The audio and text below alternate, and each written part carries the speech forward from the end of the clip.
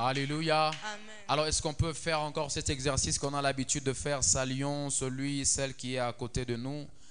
Est-ce qu'on peut très bien faire cela? Rassurez-vous qu'il se porte bien. Demandez-lui son nom si vous ne le connaissez pas. Est-ce que ça va ce matin? Alors, j'aimerais vous dire aussi merci pour votre présence. Alléluia. Nous allons prendre nos 2 textes de la Bible. Nous allons prendre d'ailleurs 3 textes ce matin. Le premier, c'est notre texte de base dans 1 Roi 19, du 1er au 8e verset. Et le deuxième, c'est Juges, chapitre 6, 14 à 16. Le troisième, c'est Philippiens 3, 13 à 16. Nous allons donc prendre notre premier texte pour ce matin dans 1 Roi, chapitre 19, du 1er au 8e verset. Si vous avez trouvé avec moi, je vais lire au nom de Jésus. J'étais en train de dire que je vais lire au nom de Jésus. Akab rapporta à Jézabel tout ce qu'avait fait Élie et comment il avait tué par l'épée tous les prophètes. Jézabel envoya un messager à Élie pour lui dire que les dieux me traitent dans toute leur rigueur. Si demain à 7 heures je ne fais pas de ta vie ce que tu as fait de la vie de chacun d'eux. Élie voyant cela se leva et s'en alla pour sauver sa vie. Il alla à Beersheba qui appartient à Juda. Il laissa son serviteur. Pour lui, il alla dans le désert où après une journée de marche, il s'assit sous un genêt et demanda la mort en disant: c'est assez, maintenant Éternel, prends mon âme, car je ne suis pas meilleur que mes pères. Il se coucha et s'endormit sous un genêt. Et voici un ange le toucha et lui dit: lève-toi, mange. Il regarda, il y avait à son chevet un gâteau cuit sur les pierres chauffées et une cruche d'eau. Il mangea et but, puis se recoucha. L'ange de l'Éternel vint une seconde fois, le toucha et dit: lève-toi, mange, car car le chemin est trop long pour toi. Il se leva, mangea et but, et avec la force que lui donna cette nourriture, il marcha 40 jours et 40 nuits jusqu'à la montagne de Dieu à Horeb. Je prie que cela soit votre cas au nom de Jésus. Le deuxième texte, c'est Juges chapitre 6. Juges chapitre 6, du 11e au 16e verset. La Bible dit: l'ange de l'Éternel vint s'asseoir sous le chêne qui se trouvait à Ophra, dans la propriété de Joas, un homme de la famille d'Abiézer. Gédéon, un fils de Joas, était en train de battre le blé dans le pressoir à raisin pour le cacher des Madianites. L'ange de l'Éternel lui apparut et dit: l'Éternel est avec toi, vaillant guerrier. Gédéon lui répondit: de grâce, mon Seigneur. Si l'Éternel est avec nous, pourquoi tant de malheurs s'abattent-ils sur nous? Où sont donc tous ces prodiges que nos pères nous ont racontés en nous disant que l'Éternel nous a fait sortir d'Égypte? En réalité, l'Éternel nous a abandonnés et nous a livrés au pouvoir des Madianites. Alors l'Éternel se tourna vers lui et dit: va avec cette force que tu as et délivre Israël des Madianites. N'est-ce pas moi qui t'envoie? Mais Gédéon répliqua: de grâce, mon Seigneur, avec quoi pourrais-je délivrer Israël? Ma famille est peu importante dans la tribu de Manassé, et moi je suis le plus jeune des fils de mon père. L'Éternel lui répondit: je serai avec toi, ô mon Dieu. C'est pourquoi tu battras les Madianites tous ensemble. Je prie que le Seigneur soit aussi avec toi à partir du mois de juillet au nom de Jésus. Alléluia. Notre troisième texte, Philippiens 3, 13 à 16 aussi. La Bible dit: non, frère, pour moi, je n'estime pas avoir saisi le prix. Mais je fais une seule chose. Oubliant ce qui est derrière moi et tendant toute mon énergie vers ce qui est devant moi.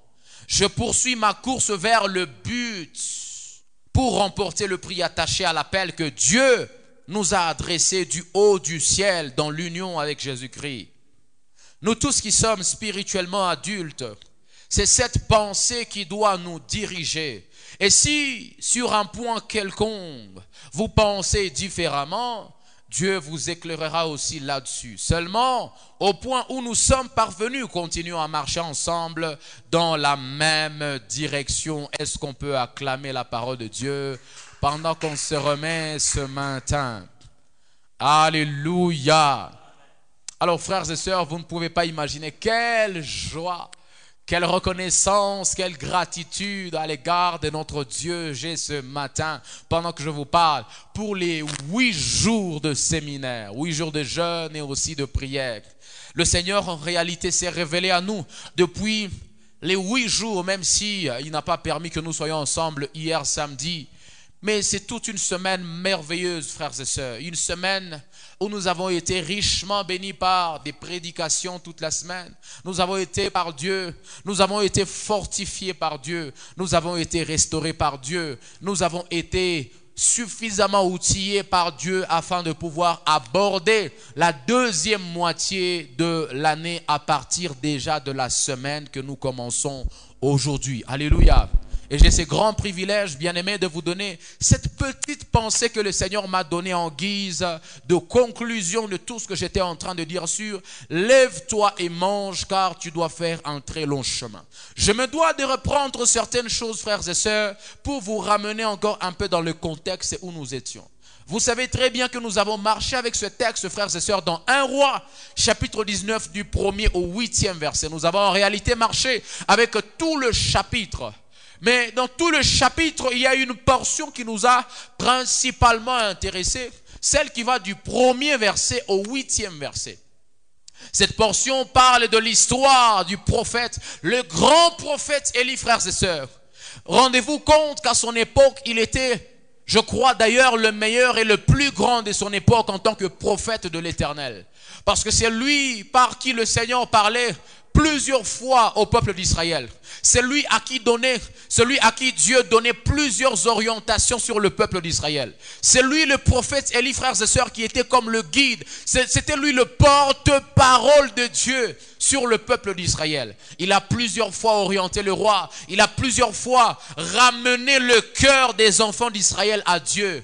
Parce que même dans le contexte où nous sommes, frères et sœurs, il est en train de fuir. Pourquoi ?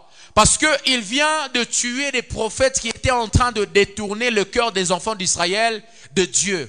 Et c'est comme ça que l'on est en train de le poursuivre. Il est en train de prendre fuite comme pour aller dans le désert.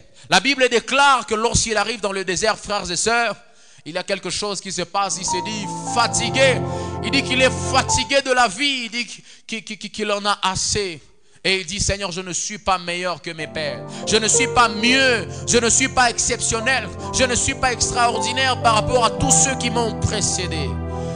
Le langage d'Élie, c'est le langage d'une personne fatiguée, frères et sœurs. Le langage du prophète Élie, c'est un langage d'un homme qui est déçu, qui est découragé, qui est dégoûté de la vie. Le langage du prophète Élie, c'est le langage d'un homme qui est dans le désespoir, qui n'a plus l'espoir, qui n'a plus l'espérance de vie, qui est en train de voir sa mort à quelques mètres, frères et sœurs. Cette vie nous a enseigné plusieurs fois, mais en réalité nous avons vu qu'il y a plusieurs choses que le Seigneur a fait avec le prophète Élie. Lui qui était en train de demander la mort, à notre grande surprise, frères et sœurs, Dieu ne lui a pas donné la mort comme il était en train de le demander, mais Dieu lui a plutôt donné à manger. Et le Seigneur nous a appris la semaine, j'aimerais encore le dire ce matin, frères et sœurs, en réalité le Seigneur ne nous donne pas toujours ce que nous demandons, alléluia, mais il nous donnera toujours ce qu'il nous faut. C'est un Père tellement responsable qui ne nous donnera pas toujours ce que nous avons demandé, mais plutôt ce qu'il nous faut, alléluia. J'ai envie de dire même à quelqu'un, il est possible que tu demandes à Dieu la guérison de ta mère, la guérison de ton père, mais Dieu dit ce n'est pas ce qu'il te faut. Ce qu'il te faut, c'est plutôt sa mort. Le Seigneur parle droit par des lignes courbes, frères et sœurs. Alléluia. Le Seigneur parle de foi dans un langage que nous ne comprenons pas. Mais une chose est sûre, même quand tu ne comprends pas ce que Dieu a fait dans ta vie, même quand tu ne comprends pas ce que Dieu est en train de permettre dans ta vie, crois-moi mon frère, c'est ce qu'il te faut parce qu'il te connaît mieux que toi-même. Alléluia. J'ai encore envie de renforcer ce que j'ai dit la semaine. Mon ami, Dieu connaît très bien et parfaitement ta vie. Il maîtrise bien les couloirs de ta vie. Il n'y a rien que Dieu ignore sur toi.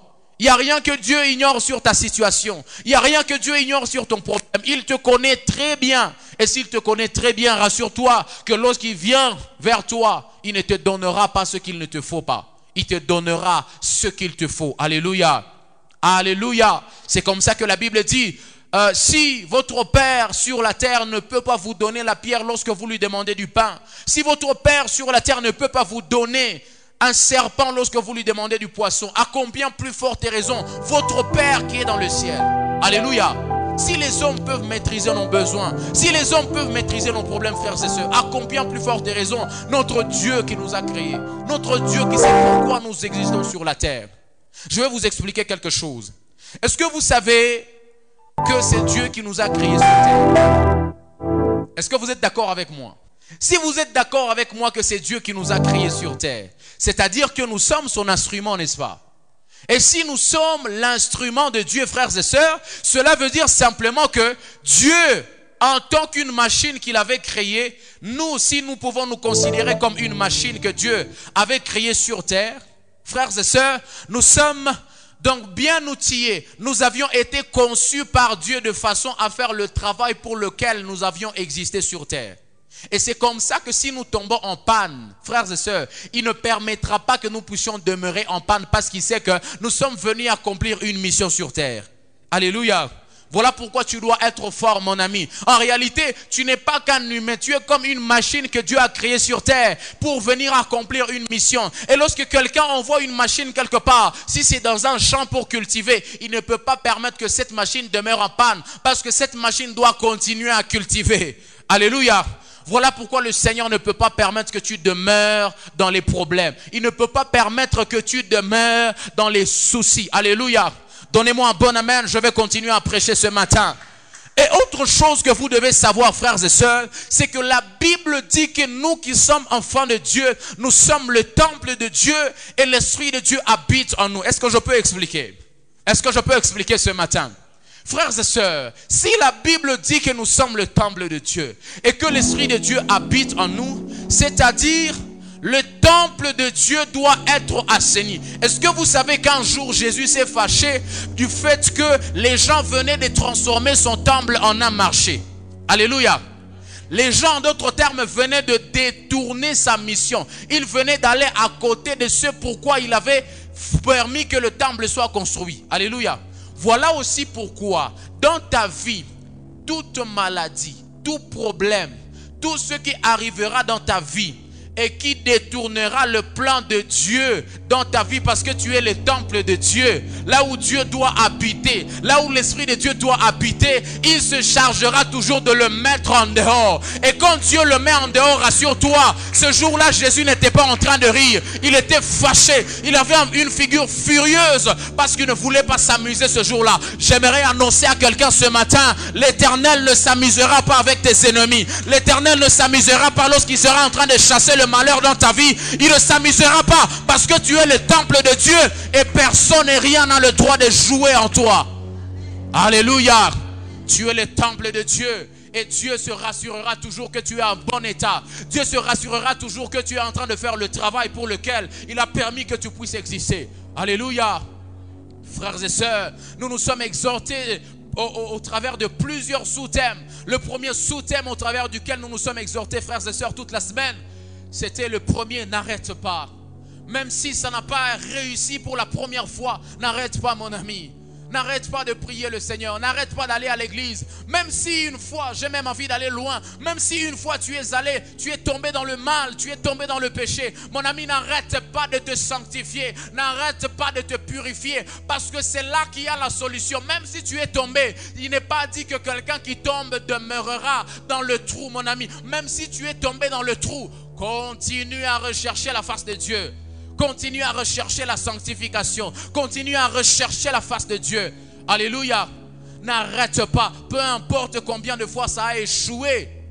Nous avons dit, frères et sœurs, si ça ne tient pas pour la première fois, cela ne dit pas que ça ne tiendra pas toujours. Alléluia. Si tu as prié une fois, le Seigneur n'a pas exaucé. Il n'est pas dit que le Seigneur n'exaucera plus jamais.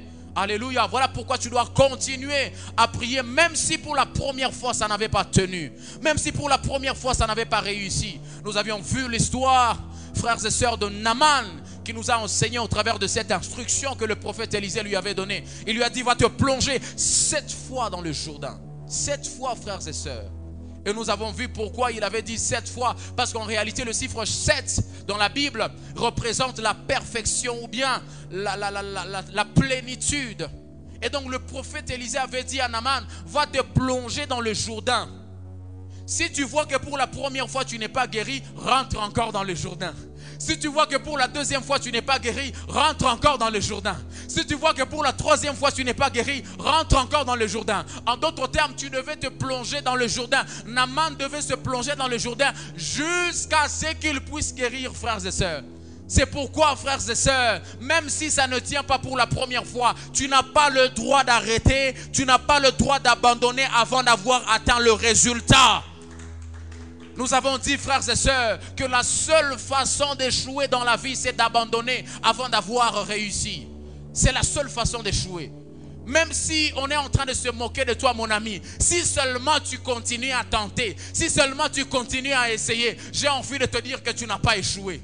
J'ai envie de te dire que tu n'as pas échoué à la vie de prière, la vie de méditation, la vie chrétienne. Tu n'as pas échoué, mon ami. Tant que tu continues à tenter, tant que tu continues à essayer, tu n'as pas échoué. Alléluia. Nous nous sommes exhortés au travers d'un autre sous-thème, frères et sœurs, qui était en train de dire c'est encore possible. Nous avons vu l'histoire de la femme à la perte des sangs, mes amis. Cette femme qui a enduré la maladie pendant 12 ans. La première année, elle était là avec la maladie. Elle espérait encore en Dieu. La deuxième année, la troisième année, jusqu'à la 10e année, elle était en train d'endurer cette maladie. Ces douleurs, elle était en train de les loger dans son corps. Jusqu'à la 11e année, il est arrivé, frères et sœurs, même jusqu'à la 12e année. Mais ce qui m'a étonné, c'est de voir la réaction de cette femme-là. Lorsqu'elle entend parler de Jésus, elle dit, si je puis seulement toucher sa robe. Une expression de foi, de fermeté, mes amis. Malgré que ça venait de faire longtemps qu'elle était en train de souffrir, cette femme gardait la foi. C'est encore possible, mon ami. Même si le problème vient de faire 6 mois, c'est encore possible. Même si le problème vient de faire 1 année, c'est encore possible. Même si ça vient de faire 1 année, 2 ans, 3 ans, c'est encore possible. Nous nous sommes dit une phrase intéressante et puis je vais passer, frères et sœurs. C'est que l'âge du problème ou la durée du problème dans le temps ne définit pas son impossibilité.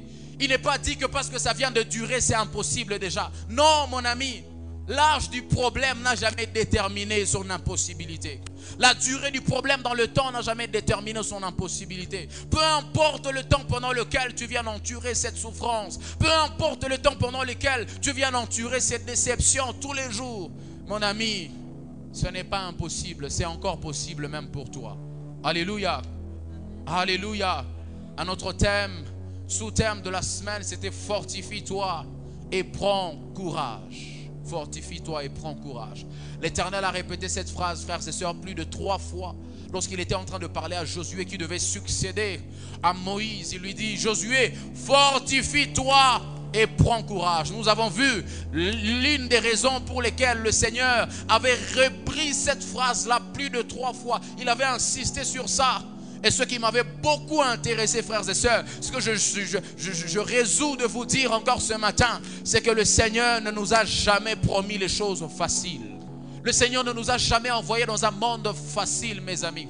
Nous sommes dans un monde méchant. Nous sommes dans un monde pervers. Nous sommes dans un monde... Voilà même pourquoi dans Romains 12, il dit ne vous conformez pas au siècle présent. Parce qu'il sait que ce monde ici, sa finalité, c'est de nous enterrer, mes amis. Ce monde ici, sa finalité, c'est de nous emmener dans le gouffre. Ce monde ici veut nous voir commencer à fumer comme les autres. Ce monde ici veut nous voir commencer à prendre de l'alcool comme les autres. Jeune sœur, ce monde ici veut vous voir commencer à coucher avec les papas de trouille. C'est ce que ce monde veut de vous. Voilà pourquoi vous devez être forte face à ce monde.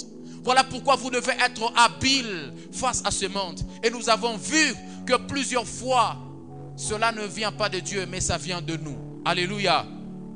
Alléluia.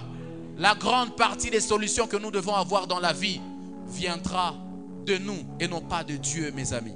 Voilà pourquoi nous nous sommes dit, la plupart des choses que nous cherchons ailleurs sont au-dedans de nous. Et nous devons développer cela. Nous avons vu le cas de Jésus qui demande, lorsqu'il est à la croix, il est en train de souffrir. Il demande l'eau à boire. Et puis on lui donne le vinaigre. Vers le 34e verset, on vient le poignarder dans son côté.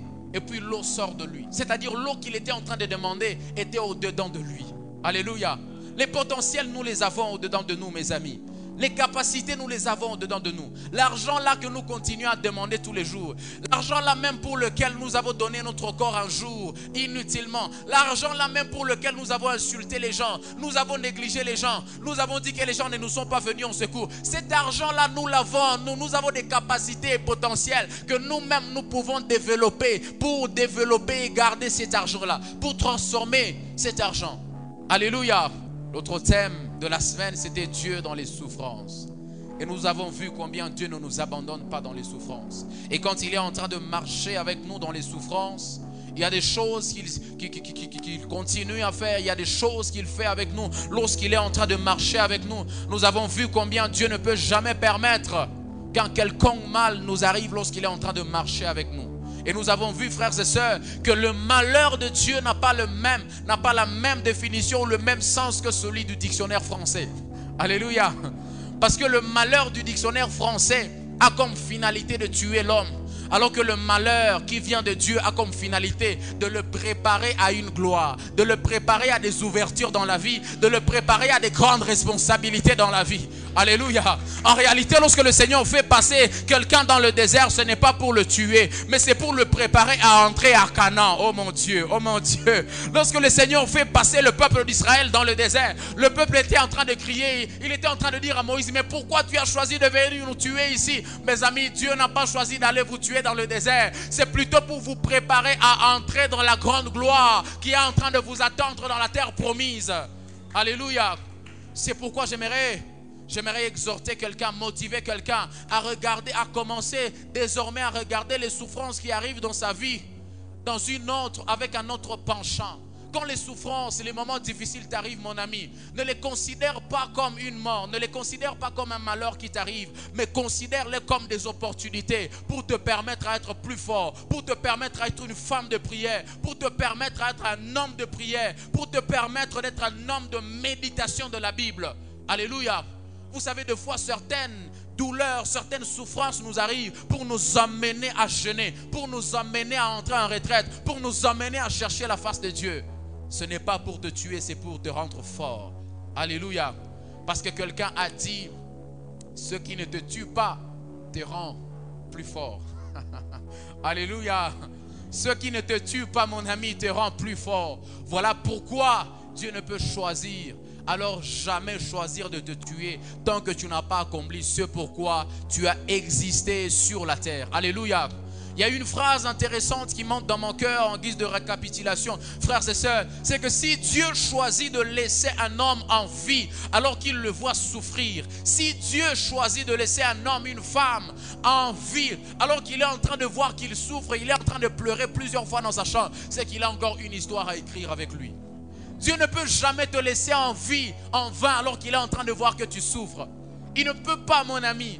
La raison pour laquelle il t'a laissé en vie pendant que tu souffres comme ça, c'est parce qu'il y a des grandes choses que tu dois faire avec lui. C'est parce qu'il y a des exploits que tu vas faire avec lui. C'est parce qu'il y a des grandes réalisations que tu dois faire avec lui. J'ai même envie de dire à quelqu'un, je l'avais dit la semaine, c'est parce que c'est toi qui vas délivrer ta famille de cette pauvreté au nom de Jésus. C'est parce que c'est toi qui sortiras ta famille de ces liens de malédiction, ces liens où le péché a envahi ta famille. Le Seigneur te laisse en vie même pendant que tu souffres comme ça, parce que c'est toi le futur évangéliste de ta famille, parce que c'est toi la future évangéliste de ta famille, parce que c'est par toi qu'il gagnera des âmes, qu'il ramènera des âmes à lui.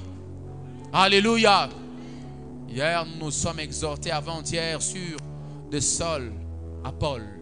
Nous avons vu le processus où Paul est venu lorsqu'il était à Jérusalem en tant que persécuteur de l'église, et lorsqu'il est arrivé à Damas, lorsqu'il a rencontré cette forte lumière qu'il a touchée, lorsqu'il a rencontré la face de Dieu, et cela nous a révélé, frères et sœurs, que Dieu peut se révéler à tout le monde. Alléluia. Dieu peut se révéler à tout le monde, parce que Paul, c'était un vrai païen, c'était un destructeur, c'était une menace pour l'église. Mais lorsqu'il est sur le chemin de Damas, la Bible dit, une forte lumière l'a touché. C'est que le Seigneur peut se révéler à tout le monde. Il n'y a pas une catégorie que la Bible cible et elle dit c'est seulement à ces gens-là que le Seigneur se révèle. Le Seigneur peut se révéler à tout le monde. Le Seigneur peut se révéler aussi à toi. Alléluia.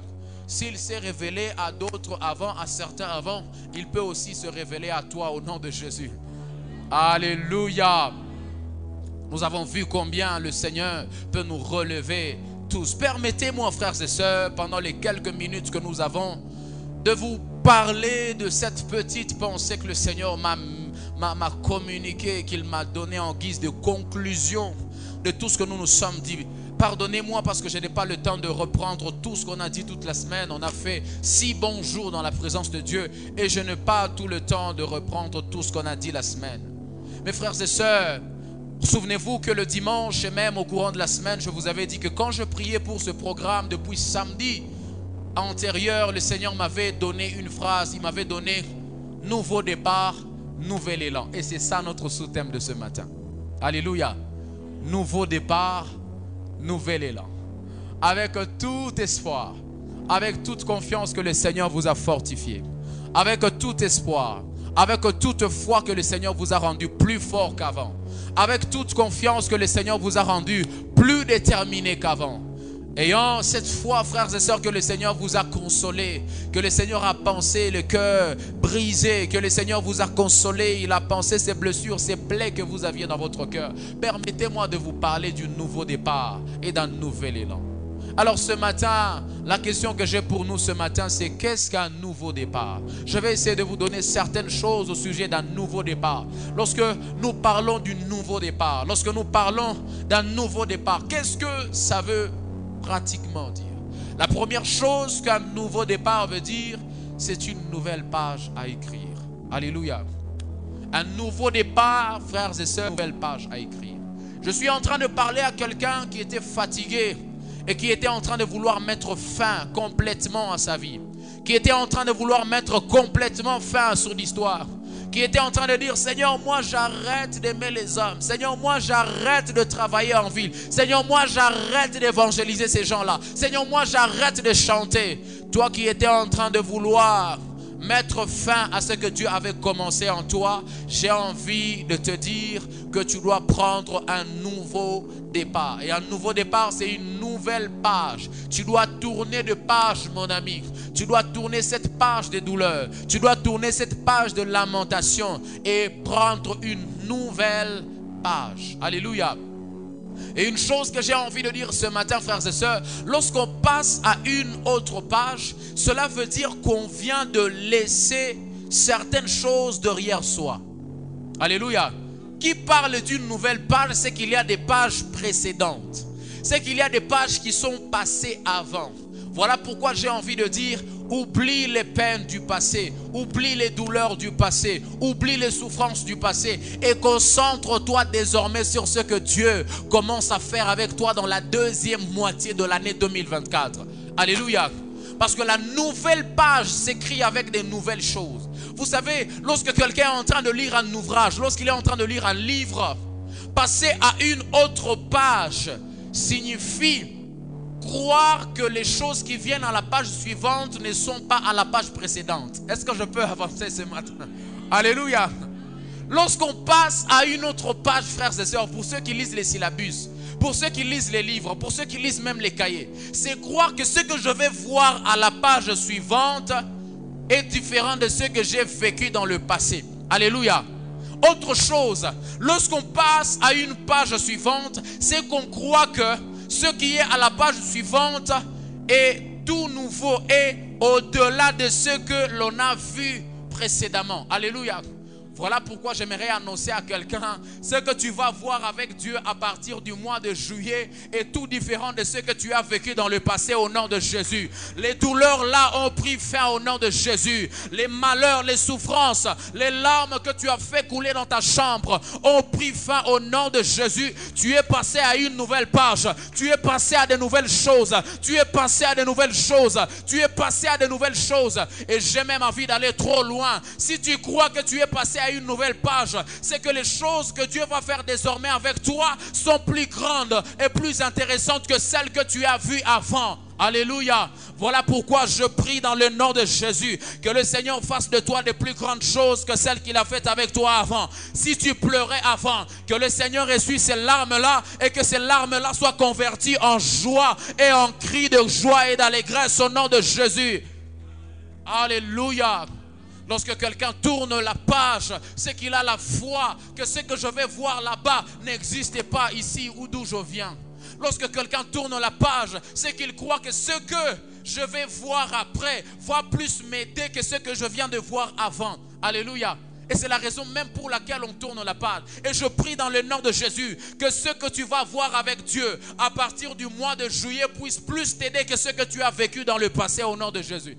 Oh mon Dieu, j'étais en train de dire que ce que tu vas voir à partir du mois de juillet soit plus bénéfique dans ta vie, dans ta famille, dans ton entourage, pour ceux avec qui tu étudies, pour ceux qui sont dans ton entourage, pour ton fiancé, pour ceux qui sont à côté de toi au nom de Jésus. Alléluia. Mais une chose, frères et sœurs, lorsque quelqu'un passe à la page suivante, il faut qu'il soit prudent afin d'éviter les ratures. Alléluia. Lorsque quelqu'un passe à la page suivante, parce que pour nous, lorsque nous passons à la page suivante, frères et sœurs, nous devons commencer à écrire notre histoire avec Dieu. Et lorsque nous passons à la page suivante, nous devons désormais être prudents afin d'éviter les ratures. Voilà pourquoi une responsabilité que j'aimerais te donner ce matin. Nous entrons en juillet déjà cette semaine. Et je prie à ce que le Seigneur te rende plus prudent qu'avant. Que le Seigneur te rende plus prudente qu'avant. Parce que vous savez, frères et sœurs, il est très dangereux, comme j'étais en train de le dire même un jour ici, il est très dangereux de passer à une autre saison avec les choses de l'ancienne saison. Il est très dangereux, frères et sœurs, d'entrer dans une nouvelle saison avec les choses de l'ancienne saison, avec les choses de la vieille saison. Voilà pourquoi tu dois laisser passer certaines choses dans le passé. J'ai même envie de dire à quelqu'un, tu dois tellement être prudent que même certaines relations, tu dois les briser. Tu dois tellement être prudent que lorsque tu passes à la page suivante, tu dois faire attention avec certains amis. Si tu continues à marcher avec eux, fais très attention, mon ami. Parce que des fois, les douleurs ne viennent même pas du diable. Des fois, le diable ne se retrouve même pas dans les souffrances que nous endurons. Mais les souffrances là viennent des mauvais choix de nos amis à côté de nous. Plusieurs fois, les souffrances viennent des mauvaises personnes à côté de nous.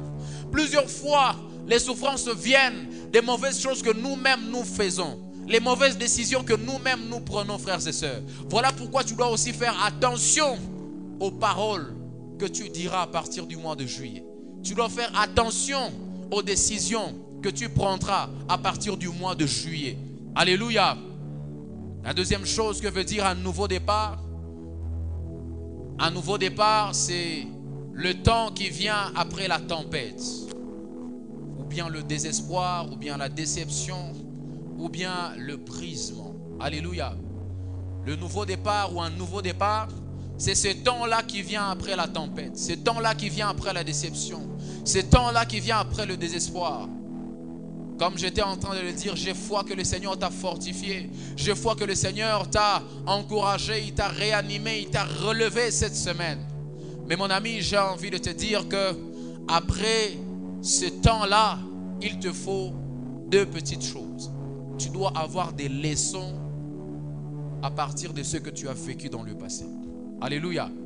Parce que dans la vie, frères et sœurs, il ne faut jamais accepter de passer par un moment. Dans la vie,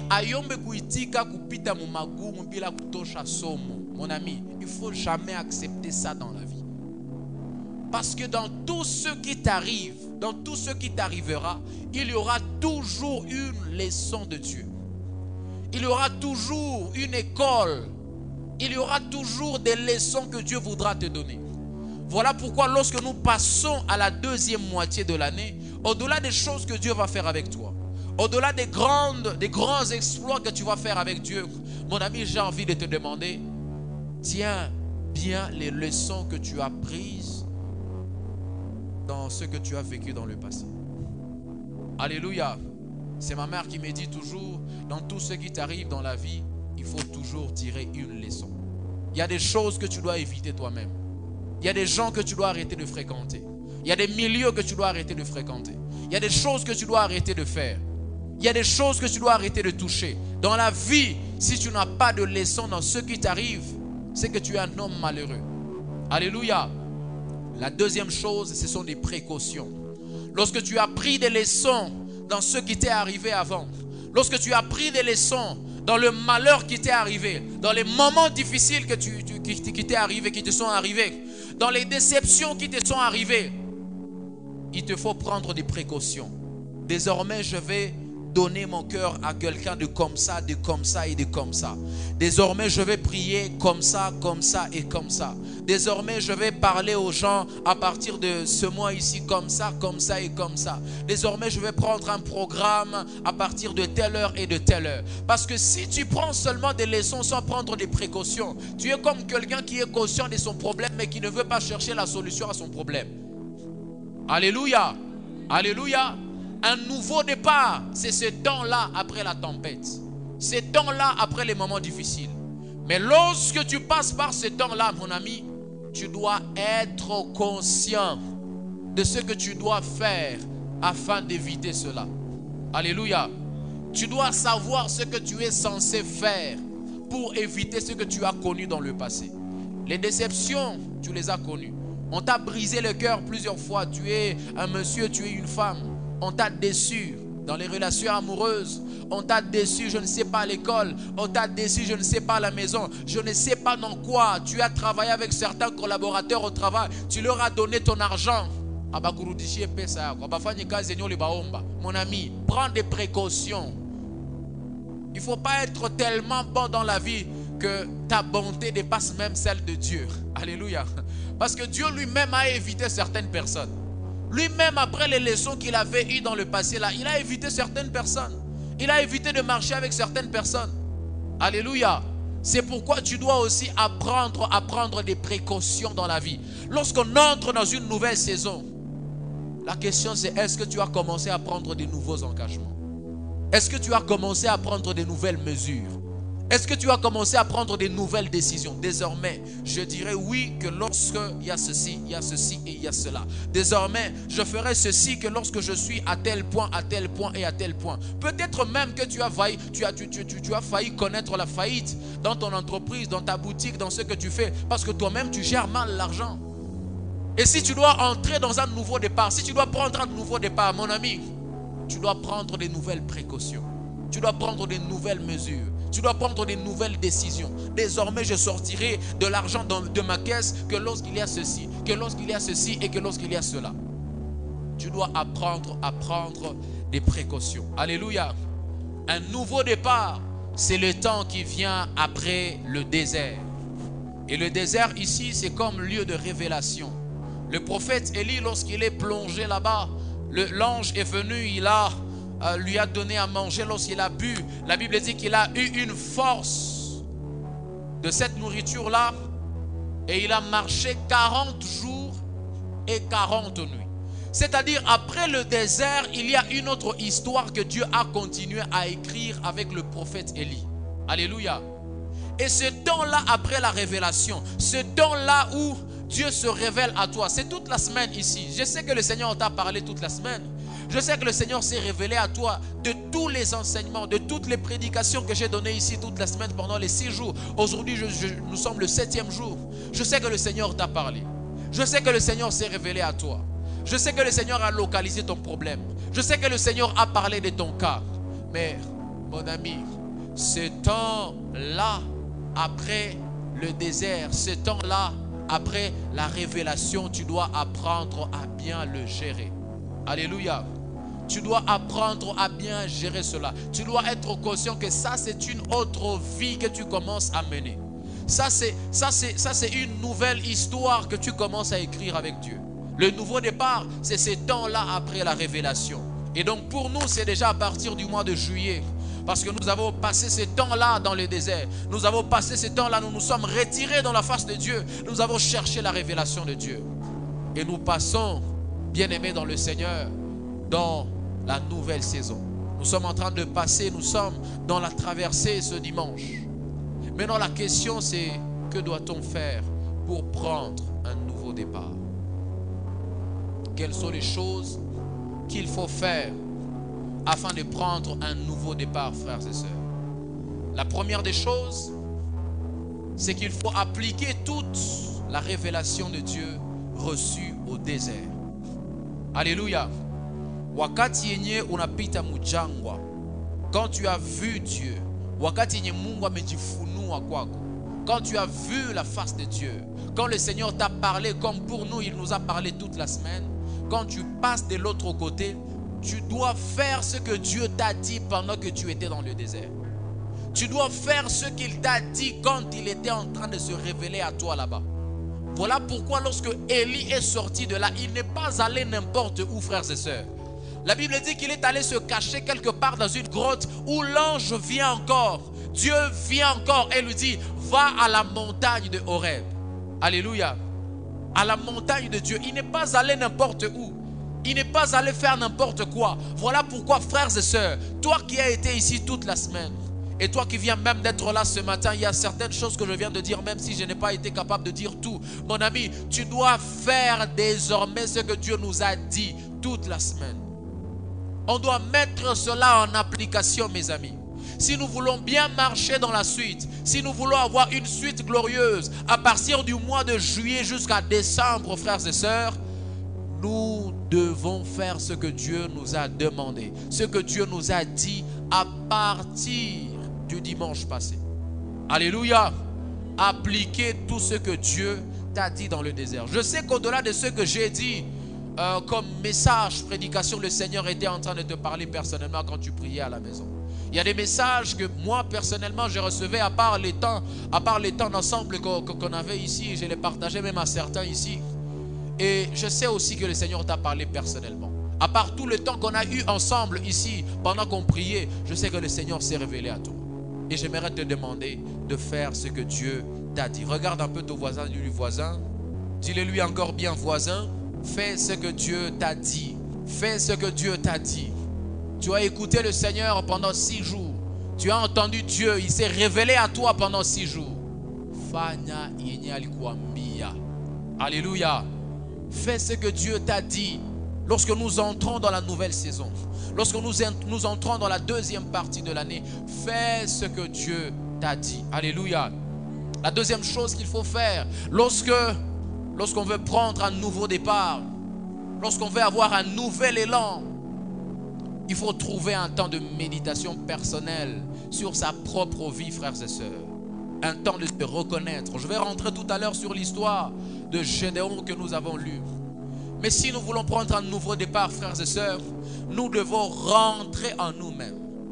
Nous devons faire ce qu'on appelle introspection. Tu entres dans ton cœur et tu commences à réfléchir sur ta vie. Tu commences à penser sur toi-même. Alléluia. C'est très important pour que tu te connaisses, pour que tu saches qui es-tu.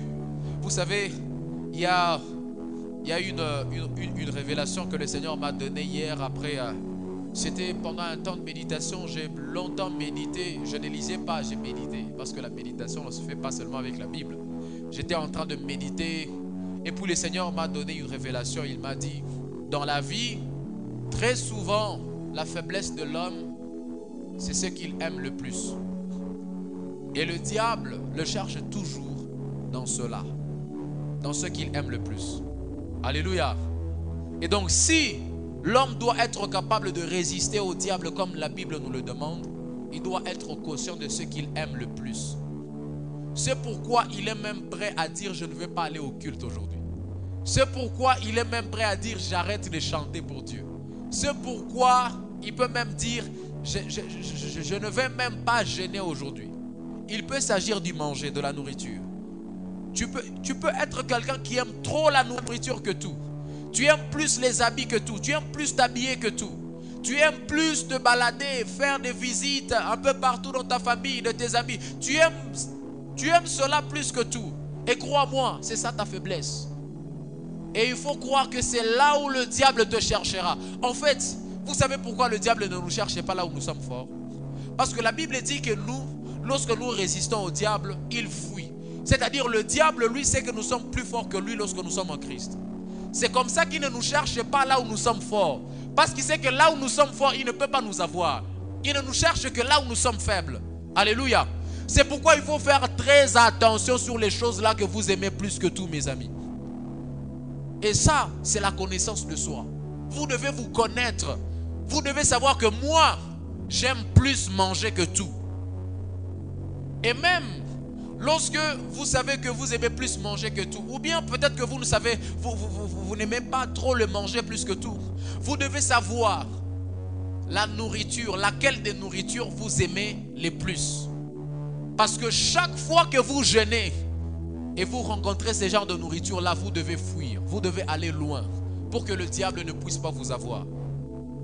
Parce que le diable est capable de détruire votre vie juste à cause de ça. Il est capable de déstabiliser votre vie juste à cause de ça. Alléluia. Il faut bien vous connaître, frères et sœurs, si vous voulez prendre un nouveau départ. Vous ne pouvez pas prendre une nouvelle vitesse. Vous ne pouvez pas prendre un nouveau départ dans la vie si vous ne vous connaissez pas personnellement. C'est impossible. Vous devez savoir que si j'aime plus les femmes que tout, alors chaque fois que les femmes viendront, je ferai ceci, je ferai ceci et je ferai cela. Vous devez vous connaître afin de ne pas tomber dans les pièges du diable. Alléluia. Est-ce que je parle à quelqu'un ce matin?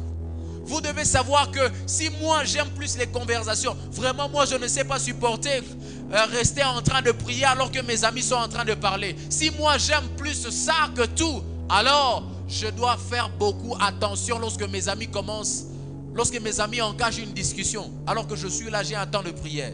Je dois faire très attention. Lorsque tu te connais déjà, tu sauras comment faire face au diable. Alléluia. Et tu prendras un nouvel élan, tu prendras un nouveau départ dans la vie. Le diable ne pourra plus jamais t'avoir dans ses pièges. Est-ce que je parle à quelqu'un ce matin?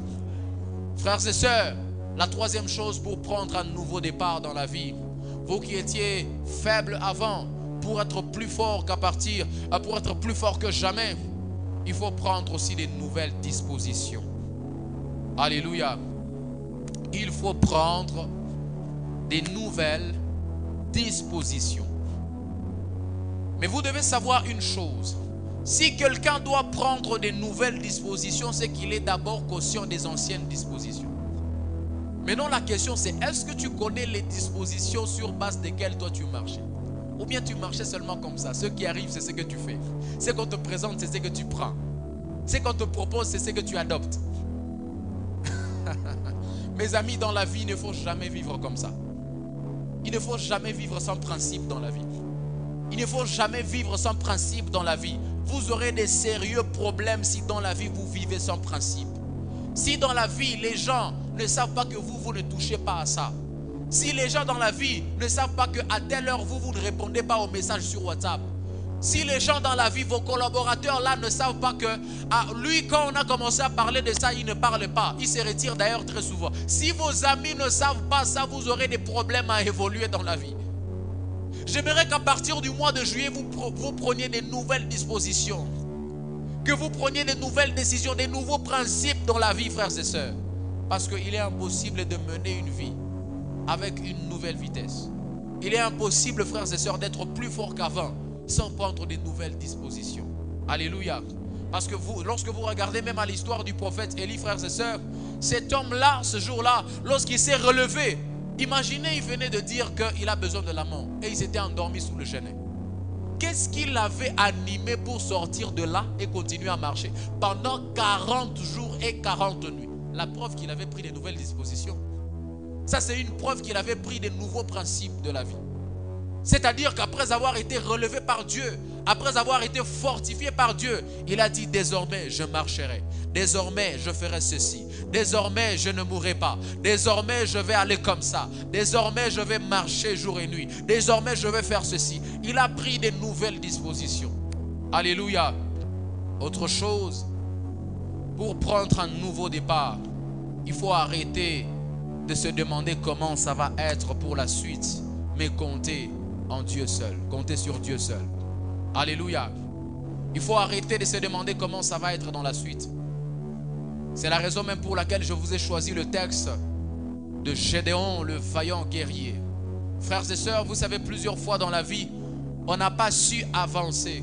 On n'a pas su faire plusieurs choses dans la vie parce qu'on était en train de se demander: bitakwa je, sasa sandaanza bitenda wakati nyenda ndamuongelesha bitenda ataniambia nini? Wakati nyenda anza, ça va être comment, mon ami? Si tu veux prendre un nouveau départ, si tu veux prendre un nouvel élan dans ta vie, ne te pose pas de questions sur comment ça va être par la suite. Compte seulement sur Dieu qui t'a relevé maintenant. Alléluia. Gédéon, tu n'as pas le droit de savoir comment ça va se passer sur le camp des Madianites là-bas. Gédéon, c'est moi qui suis en train de t'envoyer. J'aime ce que Dieu a dit à Gédéon à ce moment. Il a dit, contente-toi de ce que je viens de te donner en ce moment-là, parce que tu as la force que je t'ai donnée. Et à plus forte raison, je suis en train de marcher avec toi. Alléluia. J'ai envie de dire à quelqu'un, tu es en train de marcher avec Dieu et tu n'as pas le droit de te poser de questions, de savoir comment ça va être dans la suite. Parce que même si toi tu ne vois pas, lui il ne peut pas manquer de voir. Même si toi tu ne vois pas, il sera en train de te conduire. Il te tiendra la main et te dira, attention, il y a un trou là-bas, ne marche pas là-bas. Attention, il y a un danger là-bas, ne traîne pas avec tel. Attention, ne fais pas cela, fais plutôt ceci. Parce que c'est un Dieu à qui rien n'échappe. Rien n'échappe à Dieu, mon ami. Si tu es en train de marcher avec Dieu, ne te pose pas des questions de savoir comment ça va être. J'ai vu plusieurs personnes qui ont dit, bon, maintenant si je commence ce projet ici, et puis ça ne réussit pas. Comment toi tu as commencé déjà à programmer l'échec avant même de commencer? Mon ami, comment tu as commencé déjà? Toi, tu as commencé déjà à t'imaginer comment les gens vont commencer à se moquer de toi. Tu as même commencé à prendre l'image de ta mère, comment elle sera en train de parler quand tu auras échoué. Mon ami, si tu commences déjà à faire ça, tu n'iras nulle part. Vas-y, commencez, mon ami. Continue à prier le Seigneur. Vas-y, commencez et faire ce que Dieu t'a demandé de faire. Ne te pose pas des questions de savoir comment ça va être. Qu'est-ce que les amis vont dire? Qu'est-ce que les collaborateurs vont dire? Contente-toi de ce que Dieu t'a dit et tu te rendras compte que lui qui a... Oh mon Dieu, j'ai envie de dire une chose intéressante. La Bible dit dans Philippiens 1:6 que lorsque l'Éternel commence une chose, lui-même la rend parfaite au jour de Jésus-Christ. Alléluia. Si c'est le Seigneur qui a commencé avec toi, si c'est le Seigneur qui t'a dit de faire ça, si c'est le Seigneur qui t'a demandé d'avancer, mon ami, crois-moi, il ne t'abandonnera pas. Voilà pourquoi tu n'as pas à te poser des questions de savoir comment ça va être demain. Qu'est-ce que tel va dire? Qu'est-ce que mon père va dire? Qu'est-ce que ma mère va dire? Tu n'as pas le droit de te poser ces questions parce que tu as celui qui était, celui qui est et celui qui est en train de venir vers toi. En d'autres termes, avant même que toi tu n'arrives à demain, lui il est en train de venir de demain vers aujourd'hui. Oh mon Dieu, oh mon Dieu, oh mon Dieu. En d'autres termes, là où toi tu es en train d'avoir peur d'aller, lui il en revient déjà. Et lorsqu'il est avec toi, c'est pour te rassurer que là où nous sommes en train d'aller, il n'y a plus de danger, il n'y a plus de danger, il n'y a plus de danger. Alléluia. Voilà pourquoi lorsque vous lisez la Bible, frères et sœurs, dans Matthieu 6:34, la Bible dit, ne vous inquiétez pas pour le lendemain. Le lendemain se souciera de lui-même. À chaque jour suffit sa peine. Contente-toi de ce que Dieu t'a dit aujourd'hui. Contente-toi de la force que Dieu t'a donnée aujourd'hui. Contente-toi de faire ce que Dieu t'a demandé de faire aujourd'hui, mon ami. Ne te pose pas des questions sur demain. Ne te pose pas des questions de savoir comment ça va être dans 6 mois. Comment ça va être dans 3 mois. Fais d'abord ce que Dieu t'a demandé de faire aujourd'hui. Et tu verras combien l'Éternel est fidèle. Tu verras combien l'Éternel va marcher avec toi. Si tu veux prendre un nouveau départ, si tu veux prendre un nouvel élan, prends cette décision aujourd'hui. Dis-toi, je vais commencer à jeûner. Peu importe ce qui va arriver. Peu importe ce qu'ils vont dire. Peu importe ce qu'ils vont raconter, je vais arrêter de traîner avec eux. Peu importe ce qu'ils vont dire que je suis orgueilleux. Je ne sais pas s'ils vont dire que j'ai l'orgueil. Je ne sais pas s'ils vont dire que je suis comment. Je me fiche de tout ce qu'ils vont dire. Je vais faire ce que Dieu m'a dit de faire au nom de Jésus. Alléluia. Quelqu'un qui veut prendre un nouveau départ, c'est quelqu'un qui ne se pose pas des questions de comment ça va être demain. Mais c'est quelqu'un qui compte sur le Dieu qui lui a dit fais ça. Alléluia. Parce que lui-même, il se chargera de la suite.